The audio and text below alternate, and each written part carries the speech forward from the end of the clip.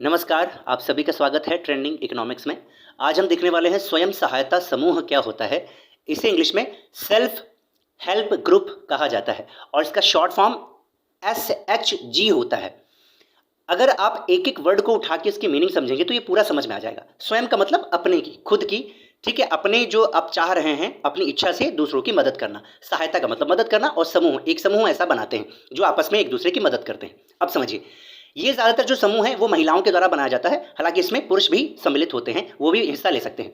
देखिए, SHG यानी self help groups कुछ लोगों का एक समूह होता है जिसमें ये लोग अपनी इच्छा से, अपनी जो इच्छा है, खुद की इच्छा है, इंटरेस्ट से इस समूह को ज्वाइन करते हैं ताकि गरीबी का उन्मूलन कर सके, अपने जीवन स्तर को सुधार सके। कई सारे लोग इसमें इस समूह को ज्वाइन करते हैं, एक समूह बनाते हैं, ठीक है।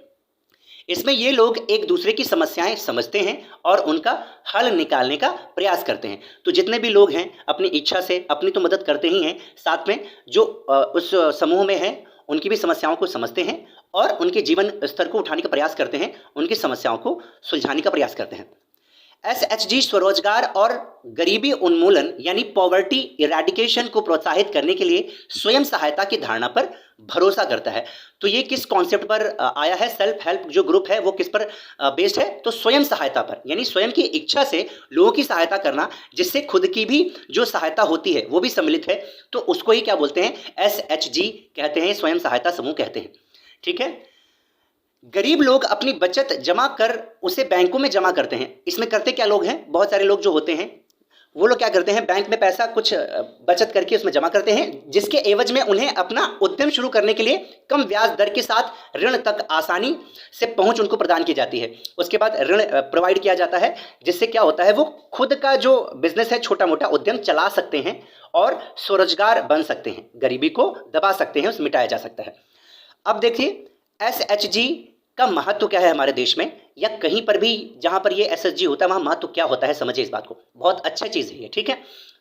देखिए, दहेज हो गया, शराब हो गया इत्यादि जैसी प्रथाओं के उन्मूलन का प्रयास करता है सेल्फ हेल्प ग्रुप, ठीक है। तो इसलिए इसमें बहुत इसका योगदान रहता है, बहुत इसका महत्व है।